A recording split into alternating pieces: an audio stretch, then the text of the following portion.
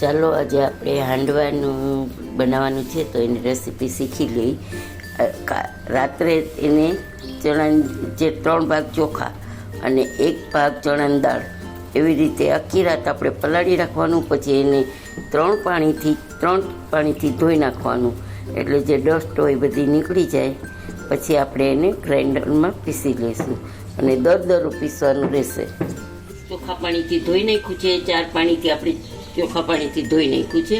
હવે એમાં આપણે છાશ ઉમેરશું ખાટી, તેથી કરીને હાંડવો આપણો ખાટો થાય. જોઈતા પ્રમાણમાં છાશ ઉમેરી દેવાની.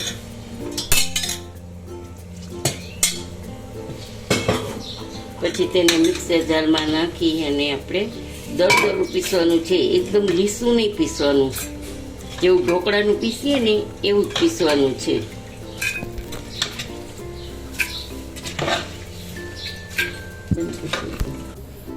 ચાલો આપણે જે પીસવાનું હતું એ દરદરું પીસાઈ ગયું છે. તો તમે એની જોઈ લો એની થિકનેસ કેવી છે. એટલે આટલું જાડું આપણે એને રાખવાનું છે. આવી રીતે બધું પીસી લેવાનું. આપણું હાંડવાનું બેટર તૈયાર છે. તો હવે એને આપણે ઢાંકી અને તડકામાં મૂકી રાખશું. પછી સાંજે આપણે હાંડવો બનાવશું, ત્યાં સુધી તેમાં આથો આવી જાય.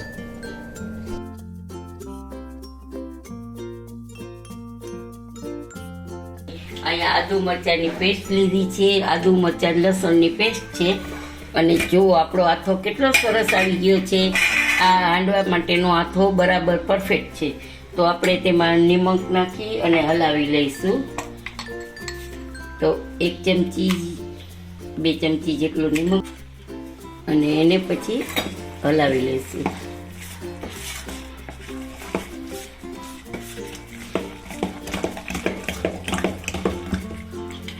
પછી આદુ મરચાંની પેસ્ટ નાખશું.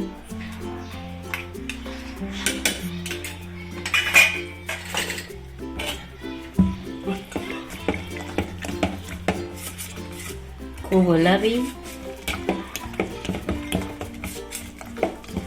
પછી થોડાક અંદર તલ નાખી દઈશું. થોડાક તલ અંદર નાખી દઈશું આપણે. થોડીક હળદર નાખી દઈશું.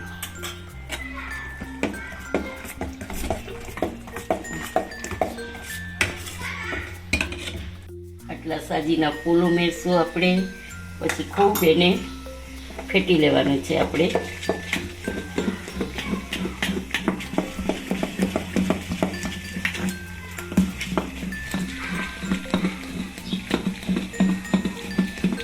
અને અહીંયા બાજુમાં આપણે કડાઈમાં તેલ મૂકી દીધું છે. તો તેલ હમણાં રેડી છે આપણું.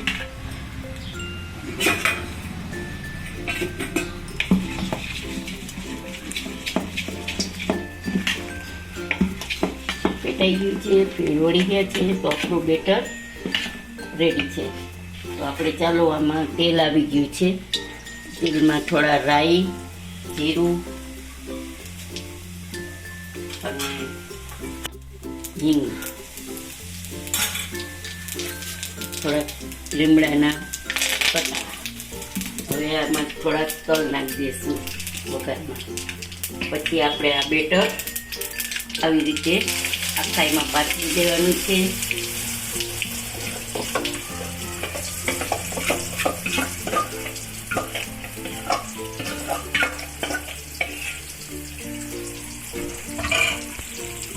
પથરાઈ ગયું પછી ઉપર તલનું પડ કરવાનું છે. ગેસ ફાસ્ટ છે. થોડીક વાર પછી આપણે ધીમું કરી નાખશું. ઉપરનું પડ જ કડક કરવાનું છે, નીચેનું પડ એ કડક થઈ જશે.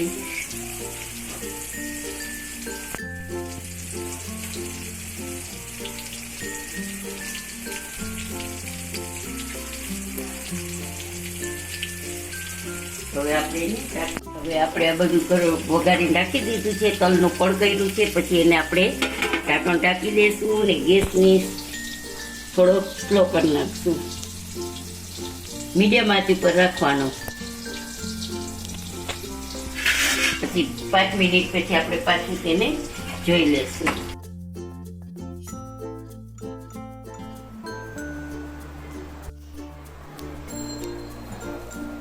આપણે જોઈ લઈએ કે આપણો હાંડવો કેટલી વાર છે. તો હવે આપણને ખબર પડી ગઈ છે કે આ ઉપરનું પડ ચડી ગયું છે.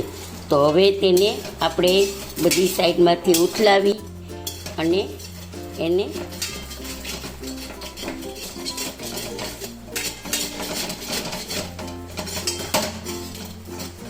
ઉથલાવી લેશું.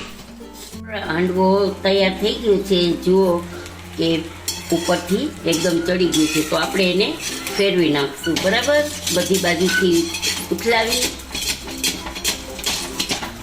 પછી આપણે બીજી તાવીથાની મદદથી, ચમચાની મદદથી એને ઉથલાવી લઈશું.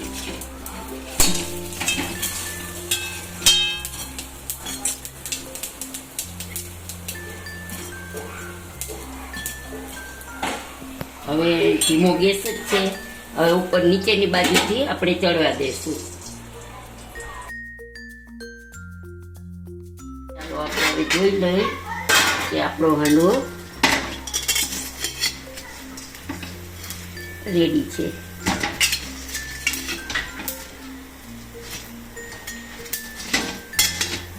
ચાલો આપણો હાંડવો રેડી છે. ગેસ બંધ કરી દીધો છે અને આને નાના નાના પીસ કરીને સર્વ કરી શકીએ છીએ આપણે.